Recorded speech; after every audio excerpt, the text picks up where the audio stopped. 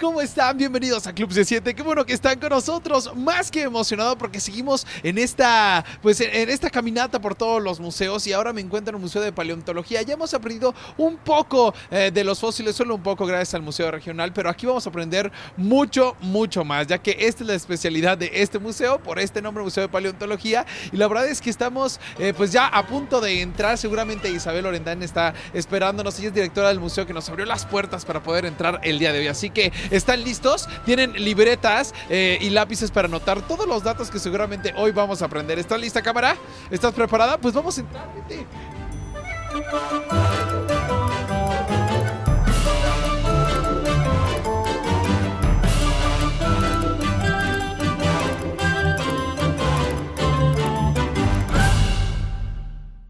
Pues ya estamos adentro del Museo de Paleontología, enfrente de este mural, de este museo tan reconocible porque, bueno, vemos algunos de los animales que estaremos conociendo durante el trayecto, pero es momento de presentar a la experta porque no podría dar este recorrido yo solo. Es Isabel Orendán, directora del Museo de Paleontología. Hola, ¿cómo estás? Muy bien, muchas gracias por visitarnos, nos da mucho gusto que estén aquí. Perfecto, pues ya estamos listos. Me encanta este mural porque es como una introducción a lo que vamos a ver, a lo que vamos a entrar, ¿no? Así es. Este mural fue hecho específicamente para el museo. Cuando inauguramos el museo hace 17 años no teníamos un mural específico de los animales de los cuales se han encontrado fósiles aquí en el estado. Entonces, bueno, tenemos los más representativos como es el mamut, el gonfoterio, el megaterio, caballos, que mucha gente no sabe que los caballos son originarios de América del Norte, camellos, que también son originarios de América del Norte, y luego se extinguieron ambos, y los caballos ya los trajeron los españoles. Del dientes de sable, el gliptodonte, que era un armadillo que llegaba a medir el tamaño de un Volkswagen. ¡Wow! ¿Qué tal? Pues vamos a conocer, ¿les parece? Vamos a entrar, ¿estamos listos? Listos, vamos.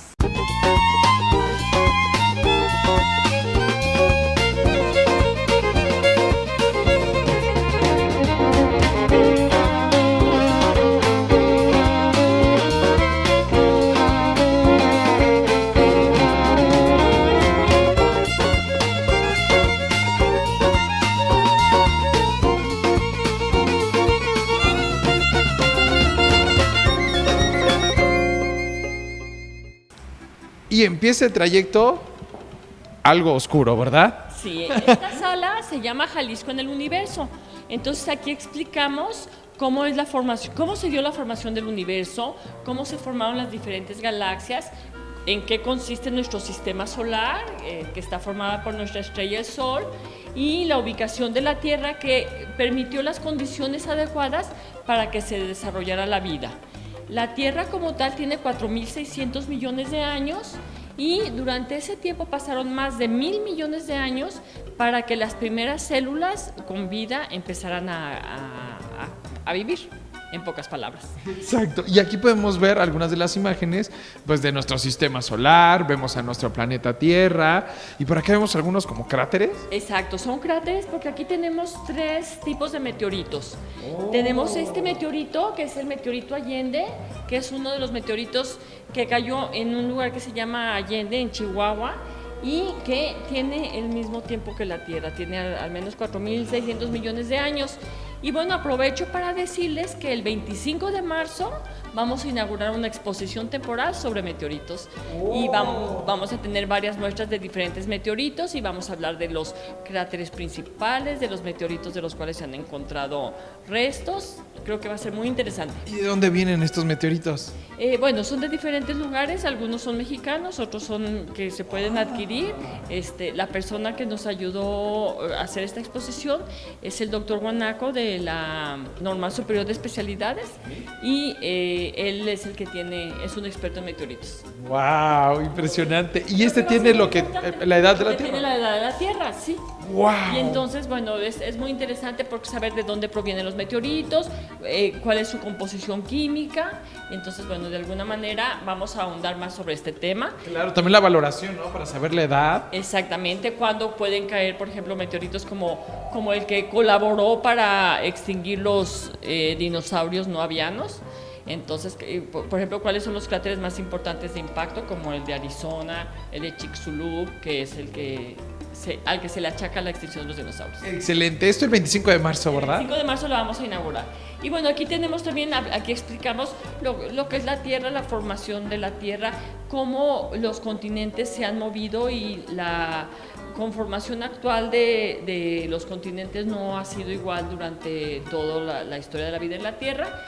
Por ejemplo, América Central tiene como entre 3 o 4 millones de años, ¿no? Entonces, pues de alguna manera esto permite introducirnos al tema, pero ahora sí vamos a llegar a nuestro estado de Jalisco, en el cual se han encontrado muchos restos fósiles precisamente porque tenemos el lago de Chapala, que es el lago más grande de México, y al haber agua, pues hay vida.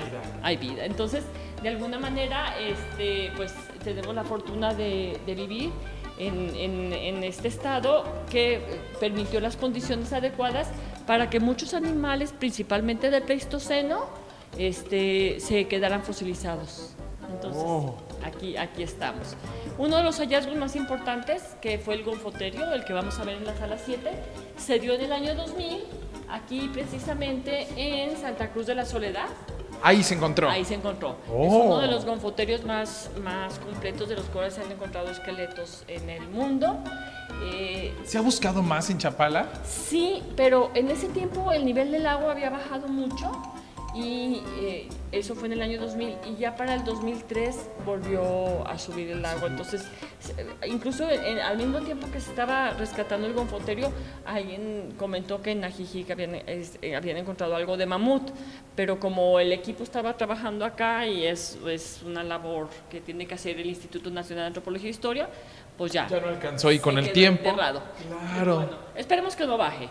Esperemos que no, que así quede. Que así se quede ahí muy en paz. Así es, nuestro lago. Y luego pasamos acá, tenemos esta sala que llamamos el pabellón de geología. Aquí es una colección muy interesante que también tenía el ingeniero Solórzano, está prestada aquí en Comodato y tiene muestras de rocas y minerales de procedencia de todo el mundo. Tenemos aproximadamente 2.500 ejemplares y aquí pueden ver principalmente pues cómo las diferentes composiciones de los materiales dan diferentes formas, aspectos, colores, y aquí pues creo que yo los invito más a la apreciación estética, ver las formas, ver los colores, y bueno, pues son las constituciones de los minerales de todo el mundo. Las texturas, parece como si fuera una colección, ¿no? Yo creo que nosotros podríamos hacer algo así en casa, empezar a coleccionar piedritas de colores, minerales y más, ¿no? Claro, para ir tomando el gusto del coleccionismo, ¿no? De guardar y guardar el patrimonio. Que fue así, que tiene el nombre el museo, porque es el ingeniero Solórzano era un coleccionista, ¿no? Coleccionaba todo esto, era un paleontólogo. Él comenzó a coleccionar como a los 6 años de edad. Él le llevaba a su abuelita las cosas que se encontraba y las ponían en un librero, en un mueble que llamaban Mi Pequeño Museo, y entonces ahí lo que se encontraba, que alguna planta, que alguna concha, que algo, y entonces de ahí le nació el coleccionismo, y bueno, pues fue un apasionado de la paleontología, de la geología, y gracias a él es que esta colección que tenemos en el museo se guardó y se cuidó en las condiciones adecuadas para que ahora pues nosotros podamos venir y disfrutarla y aprender de ella. Correcto, pues vamos a dar una vueltecita por todo esto. Y bueno, aquí tenemos este jardín de minerales que son casi, pues aquí, como yo les digo, es ver las texturas, ver las formas, pues así es como se encuentran los elementos en la naturaleza. Y bueno, ver las texturas, ¿no? Ver todo, los colores, como decías, algunos hasta transparentes, ¿no? Claro. Y también en esta sala explicamos los diferentes tipos de suelo que tenemos en la Tierra, que son de rocas sedimentarias, rocas ígneas o magmáticas o rocas metamórficas. Y entonces, bueno, principalmente en los suelos sedimentarios es donde se encuentran por lo general los fósiles, ya que las rocas ígneas son cuando salen de los volcanes, cuando están todavía muy calientes, entonces al entrar en contacto con algún ser vivo, pues inmediatamente se quema. Y luego son muy duras. Y las rocas sedimentarias es a través de un proceso en el que ya se van como puliendo y ya se van haciendo conglomerados, y bueno, pues dan origen a diferentes tipos de rocas sedimentarias. Y aquí en Jalisco tenemos muchos suelos sedimentarios, entonces es por eso que tenemos una gran cantidad de fósiles. ¿Estos suelos son de aquí de Jalisco o de todo el mundo? No, también son de todo el mundo, son de todo el mundo. ¿Y son los diferentes que podemos encontrar? No son los diferentes que podemos encontrar. Aquí en estos cajones que tenemos en el museo está el resto de la colección. Todos los cajones están llenos de rocas y minerales. ¡Wow! Hay mucho más. Hay mucho más. Y bueno, aquí tenemos una fotografía en la que se puede apreciar cómo se encontraba esta colección en la casa del ingeniero Solórzano, esta colección, este pabellón de geología. La colección así la tenía él almacenada en su casa. Y pues ya luego se trajo aquí al museo. Debe tener un trato especial, ¿no? Sí, para que el tiempo no los deshaga. Así, sobre todo aquí lo que tenemos que cuidar en el caso del museo y de esta colección particularmente es la humedad, los niveles de humedad principalmente. Afortunadamente el clima de Guadalajara no es muy extremo, entonces no importa tanto eso como la humedad. Y los fósiles afortunadamente también al convertirse en una piedra, ahorita voy a explicar el proceso, también son más fáciles de cuidar, ¿no? ¡Wow! Pues vamos a ver los fósiles. Claro que sí, vamos. Vente, cámara.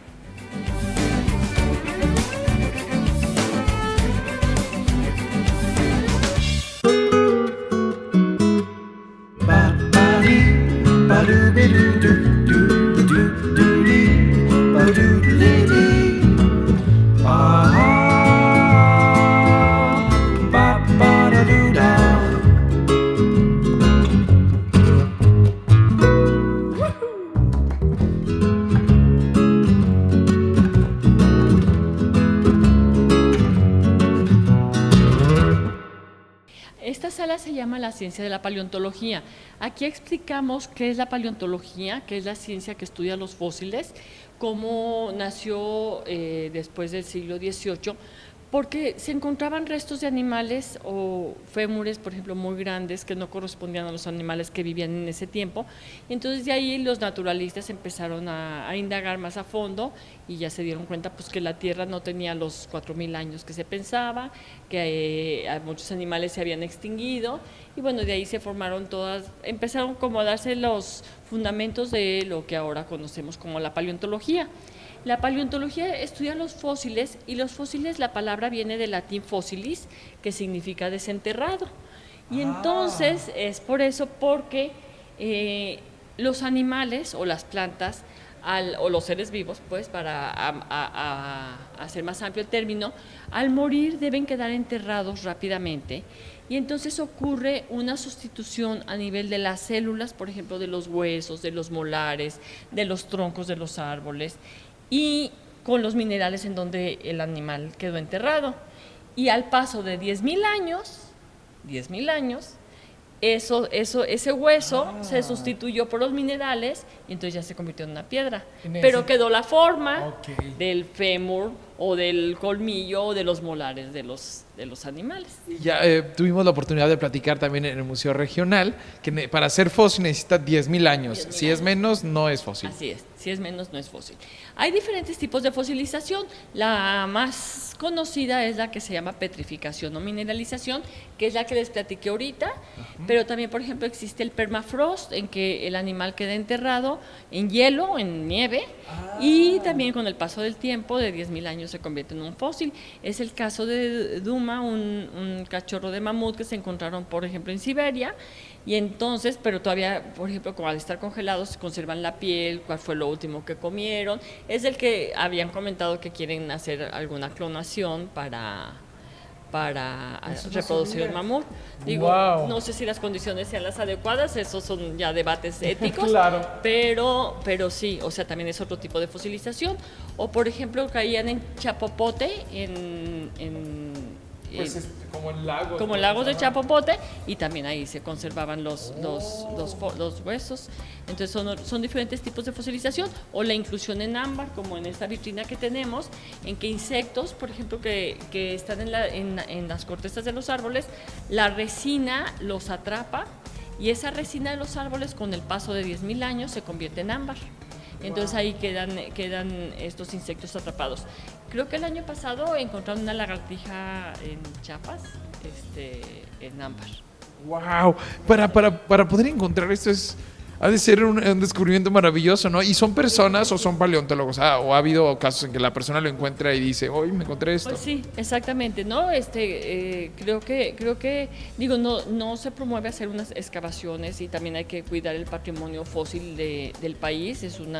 Esto está reglamentado por el Instituto Nacional de Antropología e Historia, pero de todas maneras, digo, las personas muchas veces no hacen la denuncia de que se encontraron algo porque tienen miedo que les quiten los predios, o sea, hay mala información. No es así, nomás digo, se recolecta, incluso a veces se les autoriza a quedarse con lo que encontraron, nomás hay que registrarla ante el Instituto Nacional de Antropología e Historia. Wow, pero qué maravilloso sería encontrar algo y poderlo compartir con todos, ¿no? Eso era lo que quería el ingeniero Solórzano. Él no quería tener la colección solo para él que la quería compartir.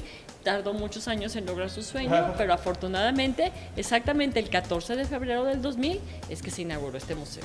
¡Wow! ¿Qué tal, Bueno, 17 años. Así es, ustedes están viendo el programa grabado, pero este programa está siendo grabado el 14. Exactamente, hoy es nuestro aniversario. Sí, hubiéramos tenido un pastel de haber sabido. Y tenemos, por ejemplo, esta vitrina está dedicada al ingeniero Solórzano. Ahí tenemos el equipo de trabajo con lo que él salía al campo. Me imagino que ahora los niños muy chiquitos no se acuerdan, pero nosotros llevábamos cantimploras, no había oxos, ni había agua embotellada, había que hervir el agua y traerla en tu cantimplora. Claro. Sus sombreros, sus binoculares, su caja con su libro para tomar anotaciones, el papel del baño y el material con el que trabajan. Si lo pueden observar, no llegan con palas grandes ni con trascabos. Es un trabajo muy delicado para no dañar al fósil, que es un patrimonio que nos va a contar una historia, nos va a contar sobre un animal, cómo vivió, cuánto vivió, de qué se alimentó, dónde vivía, cómo era el lugar donde vivía, cómo era el clima. Si era macho. Exactamente, exactamente. Wow. Entonces por eso hay que cuidarlos. Exactamente. Y bueno, hay que hacer... por ejemplo, si yo me encuentro algo, digo, ay, esto está sospechoso, hablarle a alguien que tenga toda la noción, ¿no? Eso, por ejemplo, fue lo que ocurrió en el caso del gonfoterio de Chapala. El señor Juan Santos andaba buscando unas piedritas para hacer una fogata y preparar su almuerzo y se encontró con el gonfoterio y como que sí empezó un poquito a escarbar y se dio cuenta que era algo y lo volvió a cubrir y ya se hizo la denuncia ante el INAH y ya se trabajó en el rescate. De otra manera, si lo ha sacado, no estaba en excelentes condiciones de fosilización, o sea, no estaba duro, entonces se hubiera podido perder y nos perdemos de esa historia de este gonfoterio. Los invito a pasar aquí a estas mandíbulas de mamut que ya ven que los museos no dejan tocar, pues en este museo hay cosas que sí se pueden tocar, como es el caso de estas mandíbulas de mamut. Son mamuts que vivieron o sea, que murieron en diferentes etapas. ¿Y son reales? Son reales. ¿De verdad? De verdad. Wow. Y entonces aquí pueden comprobar. No son réplicas, estoy tocando. Wow. Una mandíbula de un mamut de hace al menos 10,000 años, y ya se convirtió en una piedra, ya se petrificó, ya se mineralizó. Cuando el biólogo Oscar Polaco elaboró el guión científico de estas salas, él consideró que era muy importante que las personas tuvieran la oportunidad de tocarlo para comprobar que ya se hizo una piedra. De esa manera como verificar, y bueno, pues ver los molares de los animales varían dependiendo de la edad y de sus condiciones de alimentación. Y entonces aquí podemos ver molares de mamut de diferentes edades. Esto está muy diferente. Sí, murieron a diferentes edades, pero bueno, pues es el desgaste. Se supone que si le buscáramos aquí abajo estaría igual. Estaría igual. Claro, esto estaba más pequeño. Sí, era más pequeño porque era más joven. Y los colores también dependen por la tierra donde... Los minerales, exactamente, por los minerales donde quedó enterrado. ¿Qué tal, cámara? Ya vamos aprendiendo. Excelente. Este está más oscuro. Sí, exacto. Aquí en la vitrina de las mandíbulas de gonfoterio es más notorio y los invito a que la veamos, que también se pueden tocar. Por ejemplo, ¿te fijas? Estas mandíbulas del gonfoterio están más oscuras, aquellas ya parecen más mármol, estas están más blancas. Entonces es porque murieron en diferentes lugares donde el suelo era distinto. Todos estos fósiles que estamos viendo aquí son del estado de Jalisco. luego también otra cosa muy interesante que ver, la mayor parte de la colección, o sea, yo te puedo decir el 95% es de Jalisco.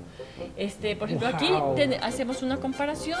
El mamut era un animal que llegaba a medir 4,5 metros, el gonfoterio 2,5 metros, y tenían alimentaciones diferentes. El gonfoterio comía ramas y el mamut pastos.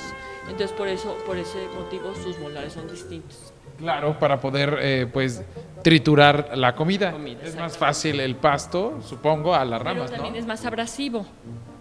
Porque está cerca del suelo, porque también comes como los minerales del suelo. Entonces, por eso a los mamuts se le mudaban más veces de dentadura que los, o sea, los también mudaban gonfoterios. como nosotros. Sí, también mudaban como nosotros. Wow. Son mamíferos. Los mamíferos mudan. Todos. Oh. Aquí tenemos una réplica de un dientes de sable. El motivo por el que tenemos aquí un dientes de sable es porque después de los dinosaurios, creo yo que el fósil más famoso que más llama la atención de los niños y de los jóvenes es el dientes de sable. ¿Y por qué lo tenemos? Porque si te has fijado, hasta el momento yo no he mencionado nada de dinosaurios, porque cuando los dinosaurios se extinguieron, Jalisco no había salido del mar. Entonces es por ese motivo nosotros no tenemos dinosaurios. O sea, hace 65 millones de años Jalisco estaba bajo el agua. Pero sí tenemos representantes del dientes de sable, que es del Pleistoceno. Estamos hablando de 2,8 millones de años a 11,000 años antes del presente. Wow, eso es muy, muy interesante, ¿no? Era cuando la extensión territorial estaba como más pegada, ¿no? Y supongo que estaba bajo el agua y por eso... Exactamente. Wow, cuando se divide es cuando... Sí, pues van variando, se va acomodando la tierra. Lo que pasa es que creemos que en la vida de uno alcanza a ver todo lo que ha pasado en la Tierra y no, la vida ha sufrido muchísimos cambios, ha habido muchísimas extinciones, al final, por ejemplo, del Cretácico, que se extinguieron la mayor parte de los dinosaurios no avianos, y eso permitió que los mamíferos entrar a la edad de los mamíferos. Entonces se dan las condiciones. Ahora, desafortunadamente, aquí muchas veces en esta sala tratamos de explicar, pues si la historia de la vida en la Tierra fuera una regla de 30 centímetros como la que los niños llevan a la escuela, el hombre aparece en el 29,9. Okay. O sea, no tenemos nada en la Tierra, ¿no? Sin embargo, nosotros hemos modificado mucho nuestro hábitat, ¿no? Se construyen las ciudades, se construyen los edificios, se talan los árboles, y entonces de alguna manera nosotros sí podemos contribuir al deterioro del planeta, exactamente. Wow.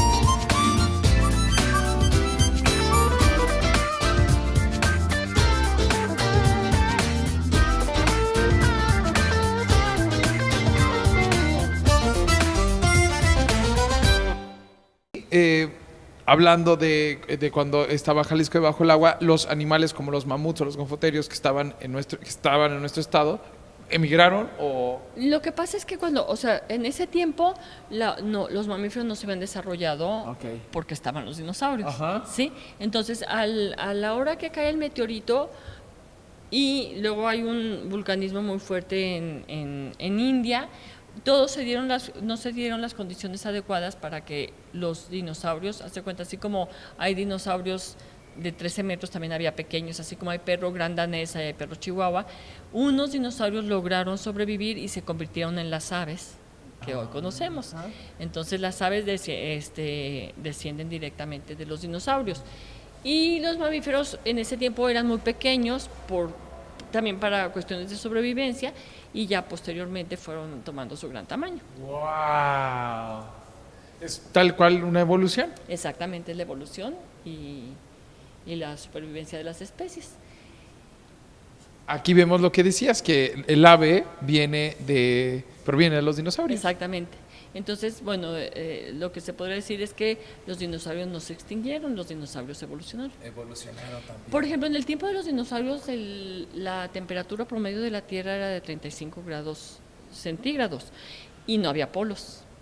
O sea, también eso ha cambiado. Cuando hablan del calentamiento global, o sea, lo que pasa es que se puede utilizar de dos maneras. O sea, el clima en la Tierra ha sido a veces muy cálido, a veces muy frío, como cuando se extinguieron el mamut y ellos, que fue al final de la edad del hielo.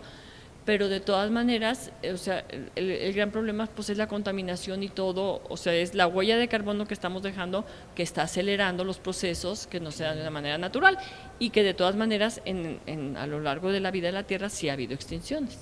¡Wow!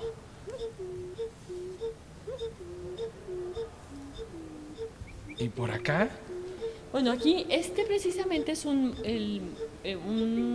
cartel del cual teníamos al inicio del museo nosotros el mural del ingreso, porque este es de un lugar que se llama Rancho La Brea en Los Ángeles, California, y entonces los animales de los que ellos han encontrado fósiles, nosotros también tenemos, entonces por eso lo teníamos. Entonces aquí vemos, por ejemplo, los camellos, los caballos, el diente de sable, el canis dirus, el gonfoterio, el megaterio, que es un animal, un perezoso que llegaba a medir hasta 5 metros.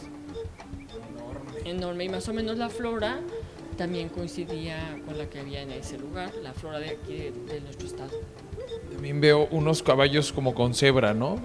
Sí, digo, los caballos, te digo que son originarios de América del Norte y evolucionaron desde los más pequeños nanipus hasta los caballos que conocemos actualmente, y entonces, bueno, pasaron de, no sé, de 3 pezuñas a 2 pezuñas, etcétera, ¿no? Porque sí, se han evolucionado. Y los camellos, incluso llegó a haber camellos más grandes que los camellos actuales, evolucionaron hacia América del Sur, que son las alpacas, las vicuñas y las llamas, y luego también evolucionaron por el estrecho de Bering y se fueron a Asia y África, y son los camellos que ahora existen por allá.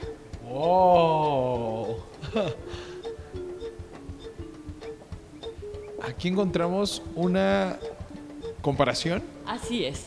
Aquí podemos ver cómo los animales y las plantas están adaptados para sobrevivir, porque de otra manera pues no podrían existir. Entonces, por ejemplo, los animales que son los que cazan, como el tigre, el león, el lobo, el coyote, sus ojos, su visión es más cerrada para poder enfocar mejor el animal. Y en cambio los animales que son cazados, como las cebras, los venados, lo tienen más abierto de tal manera que tengan un ángulo más amplio para poder alertar del peligro. Wow. Luego ya, por ejemplo, cada uno va teniendo sus mecanismos. Tuvimos un programa de fotografías que se llamó IMAMAL aquí en el museo, en el que estuvo participando, y por ejemplo los venados cola blanca, en el momento en que suben la cola, están indicándole a sus compañeros que es señal de alerta. Entonces, bueno, pues son maneras, ¿no? El tipo de estructura de las patas y de las piernas, pues varía dependiendo de la actividad que hagamos. Y los molares también, si somos carnívoros, si somos herbívoros, varían dependiendo de las necesidades que tengamos. Si un animal estuviera lo mantuviéramos en otro entorno, o sea, durante mucho tiempo sería muy difícil, pero si usaría, también cambiaría, ¿no? Evolucionaría de acuerdo al entorno. Digo, no, y eso sí ocurre. Por ejemplo, muchas veces han tenido animales, o los animales, vamos a suponer, del circo, que están en cautiverio. Ajá. Y los liberan, no los pueden liberar así nomás, pues ya no tienen la facultad de cazar ni de sobrevivir dentro del ambiente. Entonces hay que hacer procesos cuidadosos para reinsertarlos en un ambiente en el que ellos puedan sobrevivir. Exactamente. ¡Wow! ¿Qué tal, ¿Y por acá? Bueno, aquí llegamos a esta sala en donde hablamos de los fósiles que se han encontrado en diferentes localidades de Jalisco. Yo te hablé que la mayor parte de nuestra colección es del Pleistoceno, que te digo va de 2.8 millones de años a 11.000 años antes del presente, pero también tenemos fósiles más antiguos que vienen del Mioceno, que es aproximadamente de 5 millones de años, y en este caso se han encontrado en un lugar de aquí de Jalisco que se llama Tecolotlán y Juchitlán, y son estos, si te fijas, llama mucho la atención porque son fósiles que están muy blancos por los minerales que se encontraban ahí. En estos lugares además se han encontrado fósiles originarios de América del Sur.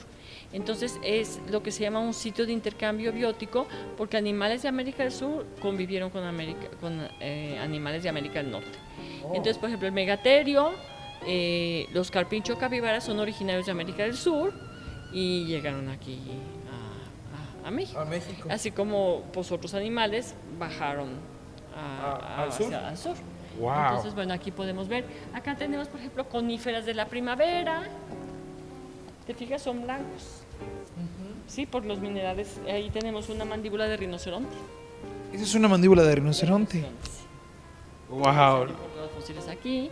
Los molares. Aquí tenemos coníferas de la primavera que como que hubo alguna explosión de algún volcán y por eso están oscuras, o sea, como que están con ceniza.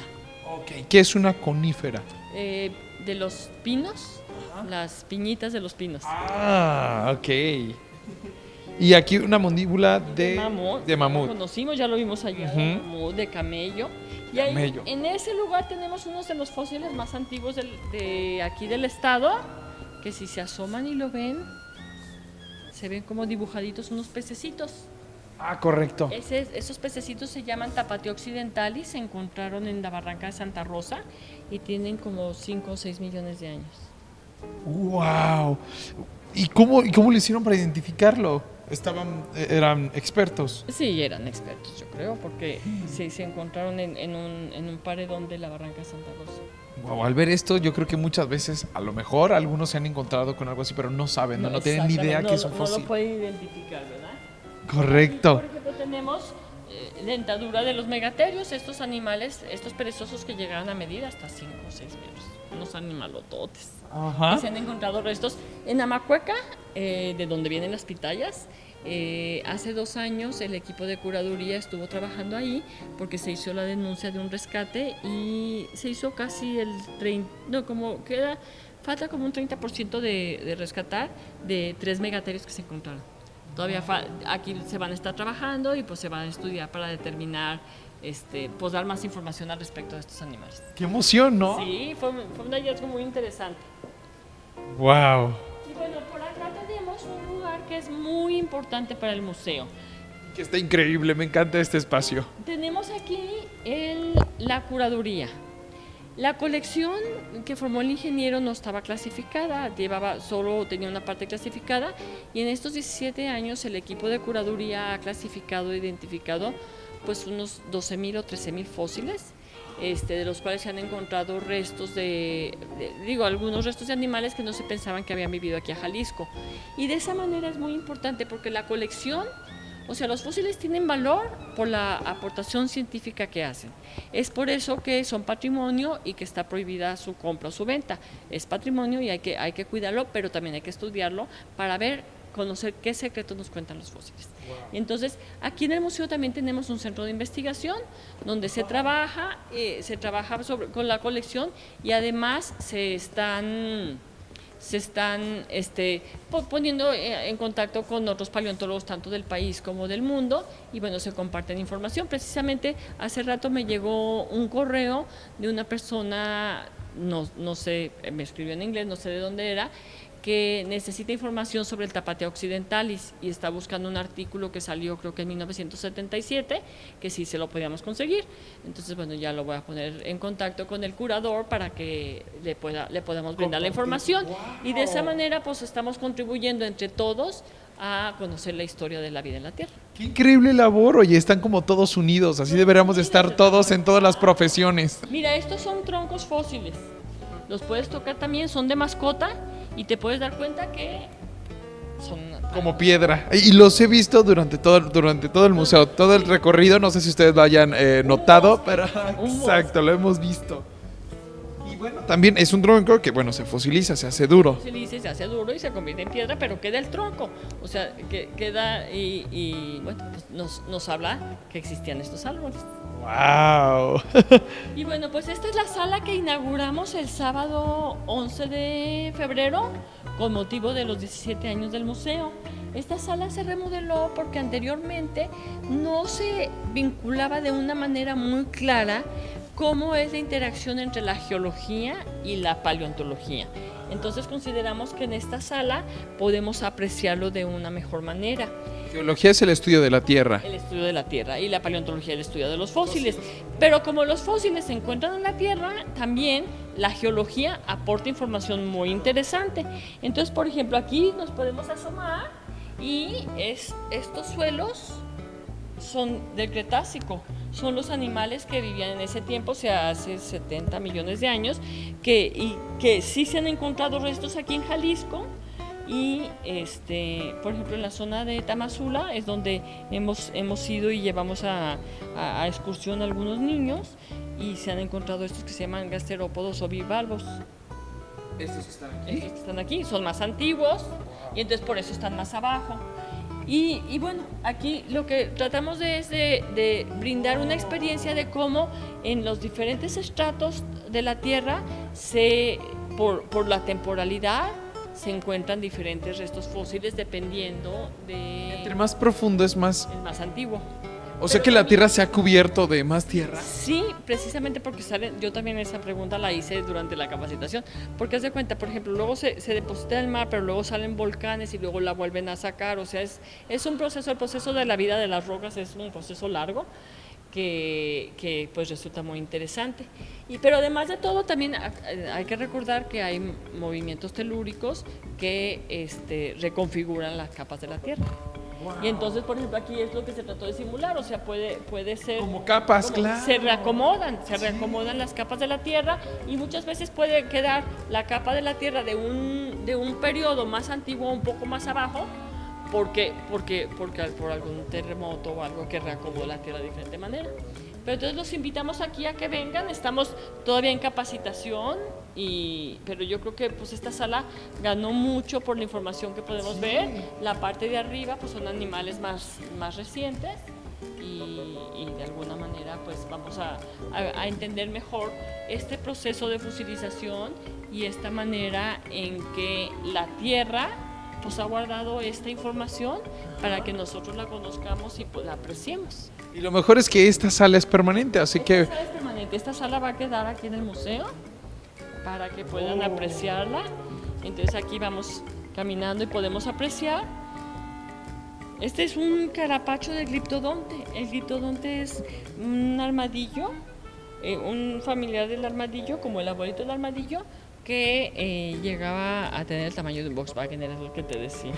Pensaría que es como el hermano de la tortuga, pero no. Y bueno, aquí podemos ver, por ejemplo, esta defensa de Gonfoterio. Ve nomás qué tamaño tan grande tiene. Eran pesadísimas. Pues sí, digo, porque además de todo, acuérdate que se convirtieron en una roca, entonces pues sí. Más aún. Más aún. Aquí tenemos camellos. Wow, me impresiona cómo ya puedes identificar. Sí. La verdad es que para mí ha sido un gusto aprender de paleontología porque me ha permitido conocer la historia y pues admirarme de todo lo que tuvo que pasar para que nosotros estemos aquí. Y lo que pasa en el mundo y lo que pasa en nuestro estado, ¿no? Exactamente. Entonces, bueno, incluso aquí dejamos pues material para que vean pues que los paleontólogos trabajan con instrumentos que ayuden al cuidado del fósil, no se llegan con rascabos y todo para sacarlos. Claro, brochitas, vemos ahí cepillos de dientes, ¿no? Para cepillarlos y para que... Poderles quitar la tierra. Y todo con mucho cuidado. Sí. Y bueno, te digo, yo considero que esto va a ser muy adecuado para poder ahondar en este tema de la geología y la paleontología, en estas ciencias que son muy afines y se apoyan una a la otra. Y bueno, aquí llegamos a una sala que para el ingeniero Solórzano era muy importante, porque son fósiles de humano. Que tenemos acá. Entonces, Si estamos hablando que al menos tienen 10.000 años los fósiles, estamos hablando de los primeros pobladores del estado. Wow. América se empezó a poblar hace aproximadamente 14.000, 15.000 años. Entonces, bueno, estos no se han podido fechar, estos restos fósiles, debido a que el tipo de fosilización que hay en Chapala no permite el fechamiento con carbono 14. Tenemos también, ya nos trajimos la colección, el ingeniero Solórzano murió hace casi 2 años y tenía una colección importante todavía de fósiles humanos. Estamos nosotros buscando aquí la manera en que podamos hacer una ampliación del museo para poder incluir esta información y que todos podamos aprender de la evolución de los Homo sapiens, que somos nosotros, aprender del poblamiento de América. Y también sus costumbres, qué hacían, cómo cazaban, cómo vivían, ¿no? No, y cómo se desarrolló, porque finalmente aproximadamente hace 11.000 años empezó la agricultura, que llevó a la modificación de que ya no fueran nómadas, ya se quedaran en un solo lugar, y con eso pues empezó a desarrollarse pues, habilidades como el lenguaje. Por ejemplo, dicen que para cazar se tenían que unir y poner de acuerdo, y que también eso ayudó a desarrollar el lenguaje. Entonces, pues creo que son temas que tenemos que ahondar nosotros y aprender más, pero que pueden resultar de mucho interés para nuestros visitantes. Claro, mucho, más de lo que ya se tiene. Y aquí tenemos, esta es una réplica del gonfoterio que te comento que se encontró en Chapala. Es una réplica porque el estado de conservación en el que estaba no era el adecuado para que se pudiera sostener, y de alguna manera pues la gente quiere ver esqueletos completos. Este es un esqueleto casi completo, está exactamente las piezas que se encontraron del gonfoterio, y de lo que se sabe es que era macho por sus caderas, tenía 60 años al morir, tenía artritis, y que se fechó y murió hace 27.500 años. ¿Se flechó? Se fechó. Se fechó. Ah, se fechó. Okay. Sí, digo, incluso si estuvieron buscando a ver si no tenía, por ejemplo, de que lo hubieran casado o algo, pero no. Okay. Entonces, no, hace 27.500 años todavía no llegaban los pobladores acá. ¿Y esos restos dónde se tienen? Aquí en el centro de investigación. Ahí se guardan. ¿Tienen como, en qué se guardan? ¿Refrigeradores? ¿O tienen Están en anaqueles. Donde no entre la humedad, donde no... Pues estamos haciendo todo lo posible por tenerlos en óptimas condiciones. Claro, pues sí. ¡Wow! ¡Qué increíble! Así que pues esta es nuestra estrella, porque la verdad pues es que fue un hallazgo muy interesante, porque además de todo, te digo, nosotros el museo abrió el 14 de febrero del año 2000 y este hallazgo fue en abril del año 2000. Wow. Entonces así casi estábamos aprendiendo sobre paleontología y aparece, así lo plantamos para que encontrarlo. Y bueno, pues es una foto muy interesante de que puedes ver, o sea, si te acercas, podemos ver que era un esqueleto, pues casi el 95% completo, míralo.